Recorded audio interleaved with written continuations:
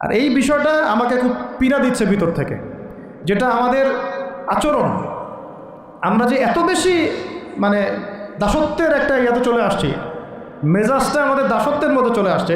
আমরা শত্রুর চোখে চোখ রেখে কথাই বলতে পারি না। শত্রুর চোখে চোখ রেখে কথা না বললে তো সে আমাকে দাম দিবে না।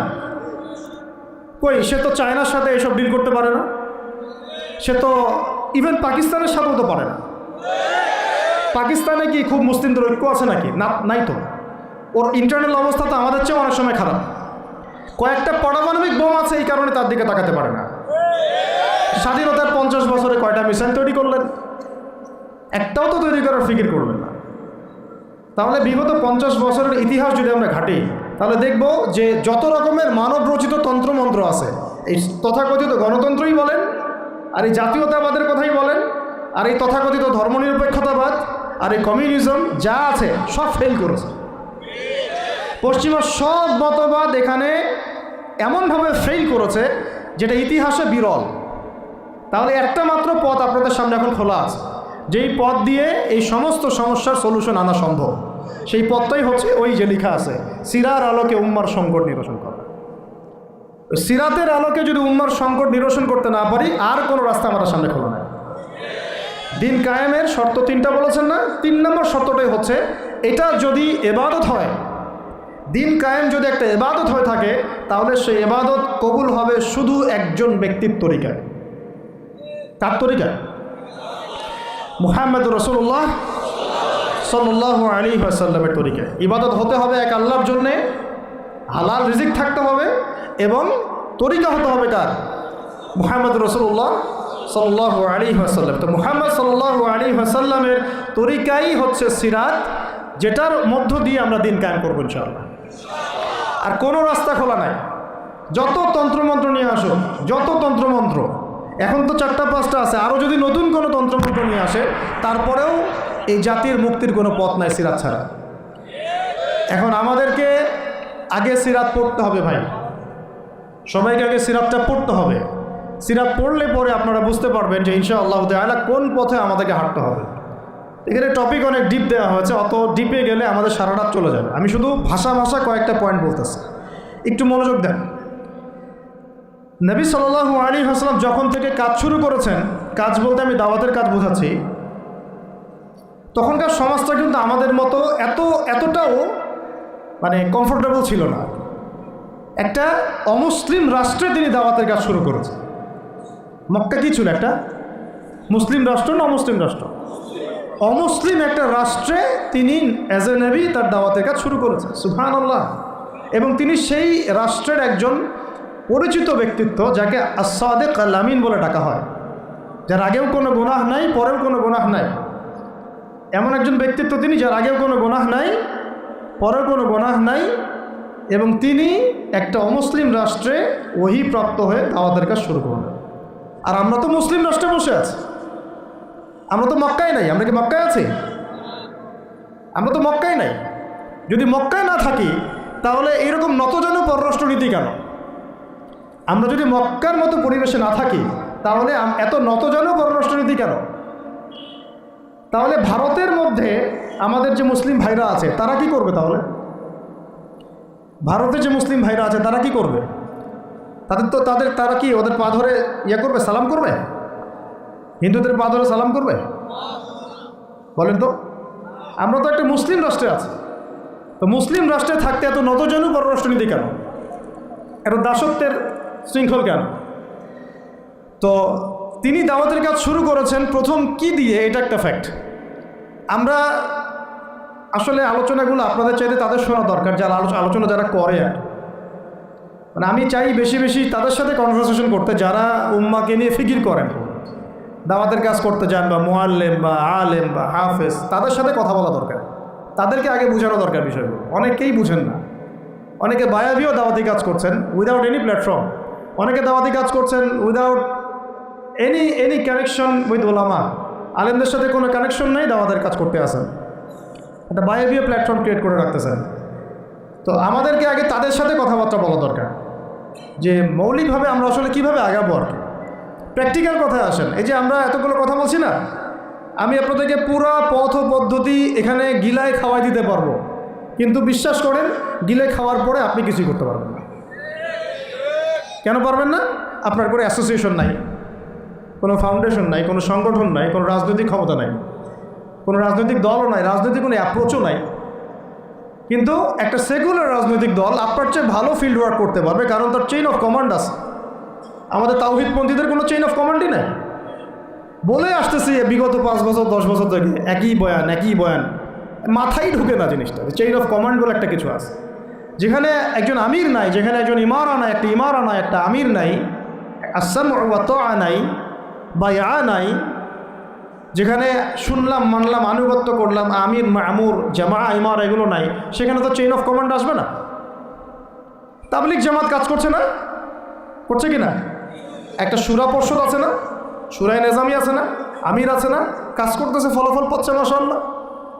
জামাত ইসলাম কাজ করছে না? একটা চেইন অফ কমান্ড আছে, প্রত্যেকটা জেলায় জেলায় শাখা আছে, তারা তাদের উপরের লেভেল থেকে কোনো ডিরেকশন আসলে সেটাকে রুট লেভেলে বাস্তবায়ন করছে। তারপর ধরেন যে ইভেন এই যে আওয়ামী লীগ চলে গেল, তার একটা চেইন অফ কমান্ড ছিল না? ছিল কি না? উপরে যে বলতো জঙ্গি, নিচের ওই ব্যক্তিও বলতো হ্যাঁ এই জঙ্গি, এমন একটা চেইন অফ কমান্ড ওদের ছিল না? এখন বিএনপি যারা রাজনীতি করতেছে ওদের নাই? আছে। এখন আপনি বলেন যে ইসলামপন্থীদের রাজনৈতিক দল কয়টা? একটা আছে আমাদের শাসনতন্ত্র, একটা হচ্ছে হেফাজতে ইসলাম, আর কি হেফাজতে ইসলাম তো আসলে কোনো রাজনৈতিক ব্যাকগ্রাউন্ড থেকে আসে না, এটা এসেছে, আপনারা তো জানেন হিস্ট্রি, কোন প্রেক্ষাপটে এটা তৈরি হয়েছে, শাপলা চত্বরে ঘটনা, তাই না? আর জামাত ইসলাম।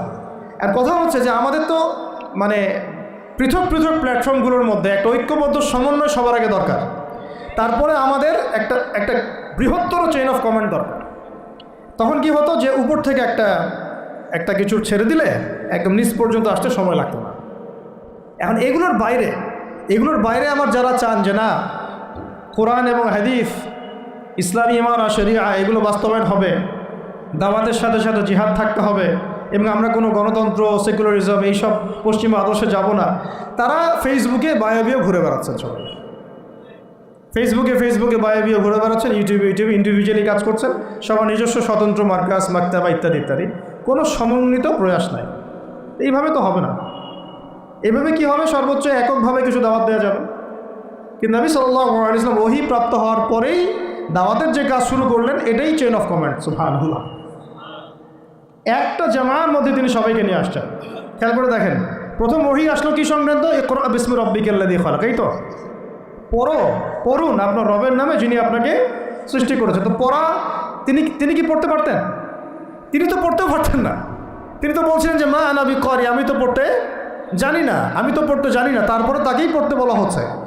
আপনি পড়ুন, কারণ এই জ্ঞানতাত্ত্বিক রেভলিউশন ব্যতীত সমাজ সংস্কার সম্ভব না। এখন আমরা সমাজ সংস্কার সবাই করতে যাচ্ছি, কম বেশি সবার জায়গা থেকে, পড়াশোনা কেউ করতে চায় না। আল্লাহর কসম করে বলছি, যারা ইভেন দাওয়াতের কাজ করছে এইসব জায়গায় আমরা যারা দাঁড়ায় আছি না, তাদের অনেকেই ওলামায়ে কেরামের সাথে কোনো তাআল্লুকই নেই, কোনো সিলেবাস নাই, কোনো পড়াশোনা নাই, কোনো ক্রাইটেরিয়া নাই, কোনো অ্যারাবিক শেখার কোনো ফিকির নাই, কুরআন শেখার কোনো ফিকির নাই, তাফসির শেখার কোনো ফিকির নাই। আমি দাওয়াতের কাজ করতেছি, সুবহানাল্লাহ, মানুষ আমাকে সেলিব্রিটি মনে করে, দ্যাটস অল। এভাবে হয়? এভাবে কি দাওয়াতের কাজ হয়? অথচ নবী সাল্লাল্লাহু আলাইহি ওয়াসাল্লামকে আল্লাহ পাক পড়তে বলছেন। তাহলে প্রথম দরকার আমাদের জ্ঞানতাত্ত্বিক রেভলিউশন, যেটা বললাম যে বিগত 50 বছরে অলরেডি আমাদের ঘরে ঘরে একজন করে আলেম, একজন করে হাফেজ থাকা উচিত ছিল। এটা বিগত 50 বছরের শিক্ষা সিস্টেমটা এমনভাবে সাজানো হয়েছিল যেটা একটা ধর্মনিরপেক্ষ শিক্ষা সিস্টেম। এটা এই যে একটা ছেলে বসে আছে 30 বছর বয়স, ওর তো অধিকার ছিল যে সে এসএসসি এইচএসসি অনার্স মাস্টার্স লেভেলে এসে কোরআনের অর্থ করার যোগ্যতা অর্জন করবে। এটা তার রাইটস ছিল অ্যাজ এ মুসলিম কান্ট্রির একজন সিভিলিয়ান হিসেবে। তার রাইটস ছিল এটা, যে আমি একজন মুসলিম কান্ট্রির সিভিলিয়ান, আমার রাইটস আছে স্কুলে গিয়ে কোরআন শেখা, কলেজে গিয়ে কোরআনের তাফসীর শেখার, অনার্স লেভেলে গিয়ে হাদিস পড়তে শেখার, হাদিসের মোতালা করার। ইভেন সে মাস্টার্সের পরে ইফতার দেওয়ার মতো যোগ্যতা অর্জন করতে পারতো যদি শিক্ষা সিস্টেমটার মধ্যে সমন্বয় থাকতো। কিচ্ছু করা হয় না এইসব লেভেলে। 50 বছর ধরে এই জাতিকে শিক্ষার অন্ধকারে রাখা হয়েছে। কমই মাদ্রাসাগুলো যদি না থাকতো, এই দেশ থেকে ইসলামকে মিটাই ফেলে দিত এরা। শুধু কওমি মাদ্রাসাগুলোর এই মেহনতগুলো যদি না থাকতো তাহলে অরিজিনাল ইসলামকে তারা মিটাই ফেলে দিত বাংলাদেশ থেকে। টিকে আছে এখনই, কিন্তু আমি ওইদিকে যাচ্ছি না, ওইটা অন্য আলোচনা, এটা আমাদের ভিতরের কথা। কথা হচ্ছে একজন জেনারেল শিক্ষিত ছেলে যে এদেশের মুসলিম নাগরিক, তার রাইটস আছে প্রাইমারি স্কুলে সে কোরআন তেলাওয়াত করা শিখবে। শিখতে পারে নাই কেন? কেন পারে না? পিতা মাতাও তো মাশাআল্লাহ সুবহানাল্লাহ সেই কোয়ালিটি। ছেলে 10 বছরে কিছু শিখুক না শিখুক, বাংলা ইংরেজি অঙ্ক তাকে শিখতে হবে। কোরআন হাদিস এগুলো তো কোনো বিষয় না, এগুলো কোনো বিষয় হলো? আপনাদের কাছে আল্লাহর কসম এগুলো দামি নেয়। ওই একদিন দুদিন ওয়াজ মাহফিলে আইসা আবেগ দেখার, কোরআন হাদিসের পরে যদি মহব্বত থাকতো ছেলেকে তো আলেম বানাইতেন আপনি, ছেলেকে তো আপনি একজন হাফেজ বানাইতেন কমপক্ষে। আপনি তো ছেলেকে এমনভাবে গড়ে তুলেছেন আপনার জানাজাই পড়তে পারবে না। তো আমাদের এই স্কুল কলেজ পড়ুয়া ছেলে মেয়েদের রাইটস ছিল এগুলো শিখতে পারে নাই। অনার্সে পড়ে তার বয়স কত? 20 থেকে 25 বছর। 25 বছরে সে 25টা সূরা জানে না, 25টা সূরার নামই জানে না, 25টা সূরার নাম বলতে পারে না। কোরআন বিধান কায়েম করতে আসছেন আপনি, সুবহানাল্লাহ। 25টা হাদিস বলতে পারেন না, 25 জন নবীর নামও বলতে পারে না। ইভেন আমাদের নবী সাল্লাল্লাহু আলাইহি ওয়াসাল্লামের সিরাতের জীবনীটা পাতলা কিতাবটাও সে কখনো জীবনে পড়ে দেখে না। এই অবস্থা মাস্টার্সেও বিসিএসেও সব জায়গায় একই চলছে। বিসিএসের যে ভাইবা হয় সেখানে কি ইসলাম ধরা হয়? বিসিএসের ভাইবা যখন হয় তখন তাকে কোরআন তেলাওয়াত জিজ্ঞাসা করা হয়? তাহলে আপনি কোরআন তেলাওয়াত করতে পারেন না, রাষ্ট্র চালাবেন কীভাবে? কোরআনের সাথে কোনো তাল্লুক নেই। তার মানে আপনাদের কনসেপ্ট হচ্ছে রাষ্ট্র আলাদা, কোরআন আলাদা। মানে রাষ্ট্র চালাতে কোরআন লাগে না, আপনার কনসেপ্ট এটাই। হ্যাঁ, না হলে তো কোরআন আপনি আনতেন সিলেবাসে, তাফসির আনতেন, হাদিস আনতেন, সিরাত আনতেন। আপনার কনসেপ্ট হচ্ছে রাষ্ট্র আলাদা, কোরআন আলাদা, হাদিস আলাদা, এগুলো পড়াশোনা আলাদা, ব্যাংকিং সিস্টেম ইকোনমিক্স আলাদা, ইসলাম আলাদা, তাই না?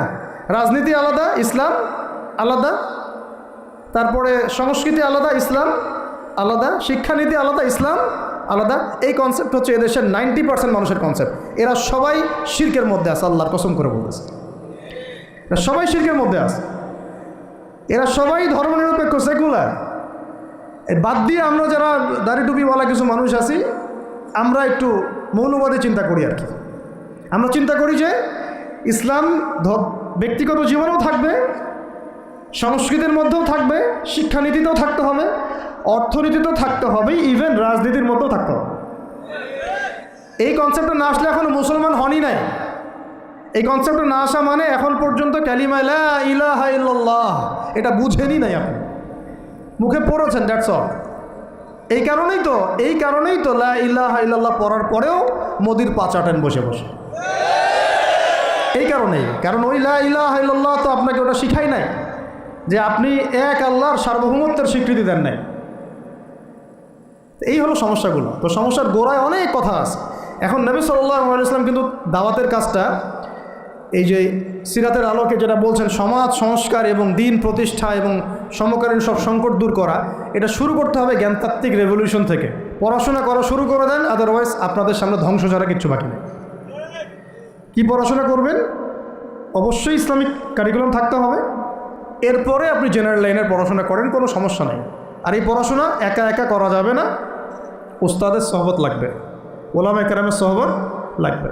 আমি তো এটা বলি যে আপনি কারো লেকচার শোনার আগে আপনি আগে চেক করবেন যে তার ওস্তাদ কে, কোথায় এসে দিন শেখে, কার কাছ থেকে এসে দিন শেখে, কোত্থেকে সে এই ইলমগুলো অর্জন করছে, তার লোক কোথায়।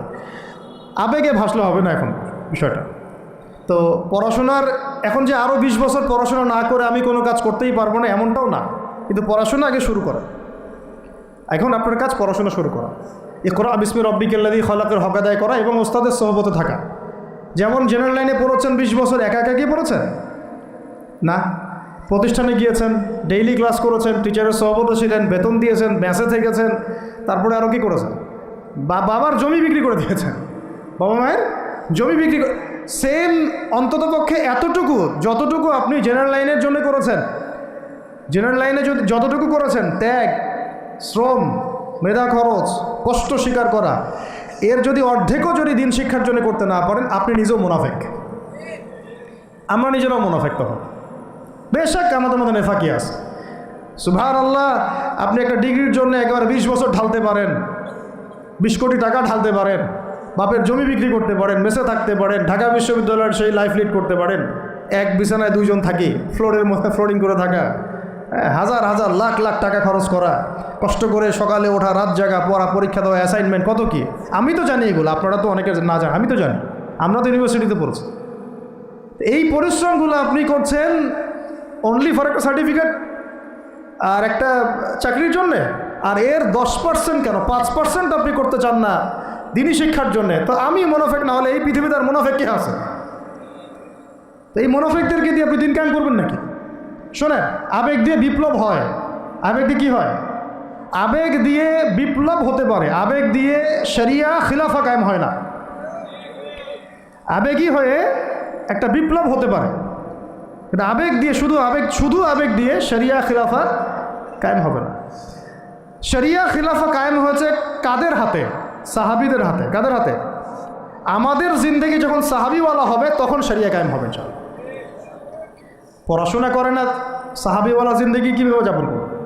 ওলামায়ে কেরামের সাথে তাআল্লুক নাই, সাহাবিওয়ালা জীবন কীভাবে যাপন করবে? নামাজের ঠিক নাই, সাহাবিওয়ালা জীবন হইল কীভাবে? কোরআন তেলাওয়াত করতে পারেন না, সাহাবিওয়ালা জীবন হইল? দিনের জন্য আমর বিল মারুফ নাহি আনিল মুনকারের কাজ নাই, ওই যোগ্যতাও নাই, তাহলে সাহাবিওয়ালা জীবন হইল কি? চেহারা স্রোতের মধ্যে ইসলাম নাই, সুন্নতের প্রতি পাবন্দি নাই, সাহাবিওয়ালা জিন্দেগি হলো কি? সাহাবিদের হাতে বদর যুদ্ধ হয়েছে, জয়লাভ করেছে। উহুদ প্রায় জিতেইছি, এটা জিতেই বলা যায়, সাময়িক বিপর্যয় হয়েছে। খন্দক, খায়বার, মোতায়া মুখ কাঁপিয়ে দিয়েছে কারা? সাহাবিরা।